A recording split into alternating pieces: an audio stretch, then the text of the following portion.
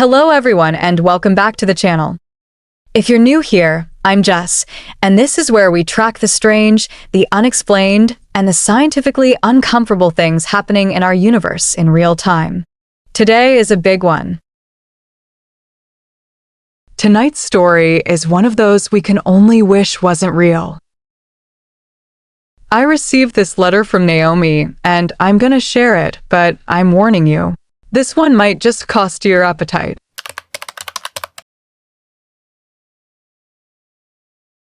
Hi, Jess.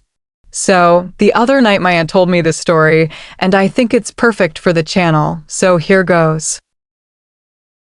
Apparently, this happened in the same building she lived in a few years ago, and she knew the lady personally.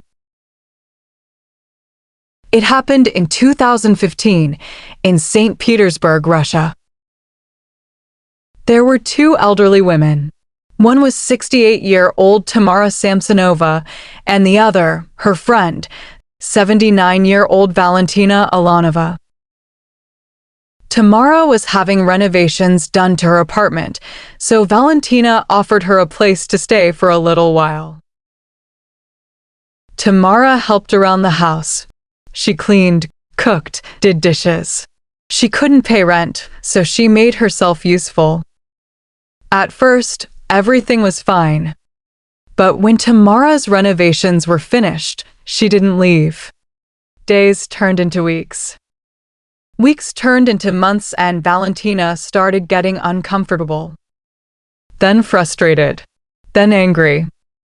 Eventually, she told Tamara she had to go. But Tamara refused, and the tension between them built up until July 23, 2015, when something as small as dirty dishes turned into a full-blown argument. That fight changed everything because this time Tamara finally agreed to leave.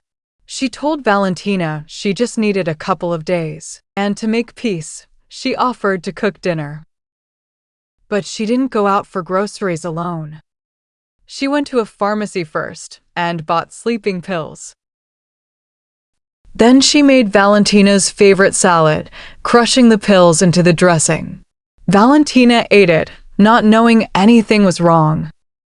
A few hours later, she collapsed on the kitchen floor, and Tamara just left her there and went up to bed. At around 2 a.m., Tamara came back into the kitchen and found her still alive. That disappointed her, so she did something worse. What happened next is hard to even say out loud. She took out a hacksaw that she had borrowed earlier that day from a neighbor. She dismembered the body while Valentina was still alive. She was passed out from the pills, yes, but she was still breathing, not coherent enough to protect herself or do anything. Tamara just kept sawing away, carefully removing organs, especially the lungs, because that was her favorite part. She boiled the head and lungs in a pot, cut the rest into pieces, wrapped them, and carried them out in bags. Over and over again, walking to a nearby lake, disposing of what was left of her friend right there, like trash. Some parts were too heavy to carry so far, so she left them in a forest nearby. For 4 days, nobody knew, until a couple walking their dog near the lake found a bag. Inside was a human torso. When police traced it back to Valentina's apartment, they found Tamara still living there. Calm, unbothered, like she'd been waiting. Inside the apartment, there was still blood in the kitchen, the bathroom, and the hacksaw still there. She did not even try cleaning it up. Then they found her diary. Page after page, detailing killings. 14 of them, over 20 years. Not random. Ritualistic. Apparently, she believed she was performing spells using human body parts. And after it was done, she ate them. Yep, you read that right. She literally ate them, but not for the rituals.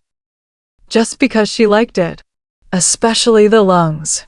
The lungs was her personal favorite, according to her own testimony.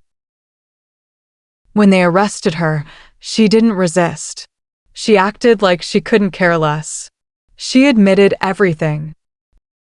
During her trial, she smiled and waved like she was some kind of celebrity.